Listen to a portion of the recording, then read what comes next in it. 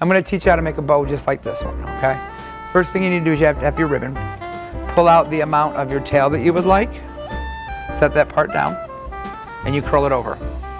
Always have the tail on the outside, and then you crimp it down as tight as you can get it. Fluff your bow.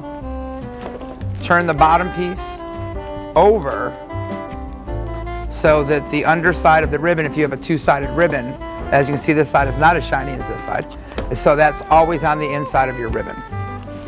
Come back up, judge to try to do the best so you can make sure the bottom and the top is about the same height. Adjust as needed. Do the same thing, twist at the top, curl it back up.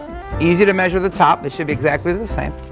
Crimp at the bottom, twist the bottom one again. Now yes, your hands will cramp, but it's okay. They stop after a while. Same thing, always the inside of the ribbon on the bottom. Even if you have a ribbon that's same on both sides, you still want to do the twist because that's how you get it tight. You can do as many loops as you would prefer. Right now I'm just going to do 6. Twist it down here. Bring it back up. Still the same, wherever you'd like to. Cut your ribbon. How you cut your ribbon is your choice. You can do diagonal, straight across, however you like to do it, but you should have a good pair of scissors that are not used for anything but fabric or ribbons. So now you have this big huge thing between your 2 fingers. You need to have wire. You get floral wire, you can get it at any place you'd like. All craft stores have them. The thinner the wire, the easier it is to use, but I would not go below a 16th because you have to pull on it. Definitely don't go above a 20 because it's very hard. So you put it in the middle, twist it over, so now they come back to the same direction. You want it as tight as you can. If you need to, if you're not strong enough, use pliers just to grab onto the 2 ribbons, or the 2 wire pieces, excuse me, like so, and then get that extra grip and pull. So you pull it as tight as you can.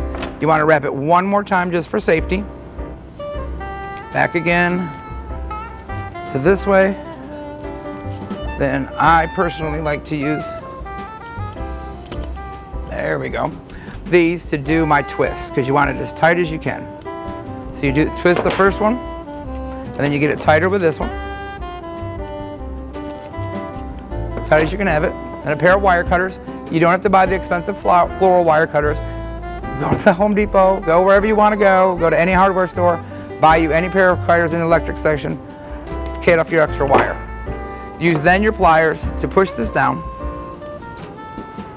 so you don't have it sticking out, so you don't pierce your package or yourself because it does hurt. So once you get that down, then you take your time to fluff out your bow the way you'd like it to. Grab your 2 tails, push them in the back, push your bow up, continue to fluff until you have it the way you would like it to look. The more loops you have, of course, the more size bow that you'll have. And then if you were going to put it on a package, I would wrap the package with the ribbon first, put this on top, then you can either add more tails or just cut these off to have it the way you would like it to look. Pretty simple. So this is just a smaller version of this one that looks the same. Okay? So we do not get rid of bows every year. We don't have that kind of time. So save your bows because you're always going to want to use a ribbon with a wire. And all you need to do is take your curling iron, or you can also use a flat iron on this part of your tails and you make it flat with that. And you go inside, carefully, don't burn yourself, and go over it. And once it gets warm, it is much easier to take off all the creases from the year before. And it takes all of those out like that, where it's not as crimply as this one. That is pretty simple how you make a bow. And then make sure you turn your curling iron off.